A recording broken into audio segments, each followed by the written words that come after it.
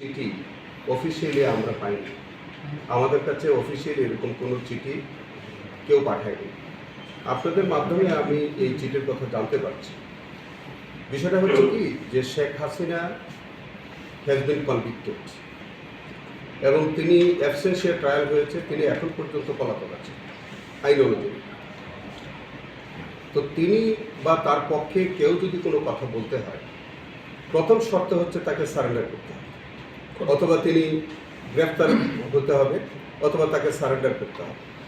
তো তিনি একজন ফিউজিটিভের পক্ষে তিনি নিজে অথবা তার পক্ষে অন্য কেউ কোনো ধরনের কোনো ডিফেন্ড করার কোনো আইনগত সুযোগ নেই। এটা আমাদের ইন্টারন্যাশনাল ক্রাইমস ট্রাইব্যুনালেও নাই, প্রচলিত অন্য কোনো আইনেও নেই, রুম স্টেটিউটেও নেই।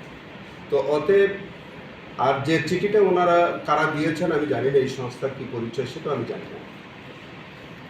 সেটা হচ্ছে যে এটা এখন জিজ্ঞেস করতে হবে আমাদের শেখ হাসিনাকে, যদি তাকে পাওয়া যায়, যে আদৌ এরকম কোনো ল ফার্মকে তিনি এঙ্গেজ করেছিলেন কিনা, কি অথরিটি মিলে করেছেন, বা ওই ল ফার্মকে জিজ্ঞেস করতে হবে যে তাকে কে এঙ্গেজ করেছেন, কোন ক্ষমতা বলে তিনি এই চিঠি লিখেছেন।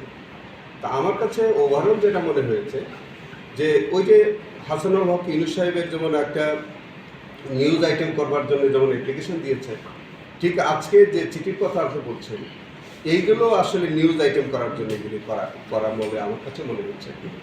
তবে এইগুলো করে এই ট্রাইব্যুনালের কোনো কার্যক্রম বিতর্কিতও করা যাবে না, কোনো কার্যক্রম বন্ধও করা যাবে না। আমাদের কাছে আনুষ্ঠানিক, অনানুষ্ঠানিক বা অফিসিয়ালি, আনঅফিসিয়ালি কোনোভাবেই আমাদের কাছে যদি কেউ পাঠায়ও সেই সুযোগটা আছে কিনা, কিচ্ছু সুযোগ নেই। আমি তো এক কথাই বললাম যে একজন ফিউজিটিভের পক্ষে অন্য কেউ কথা বলতে পারেন না, তিনি নিজেও পারেন। এটা মিডিয়াতে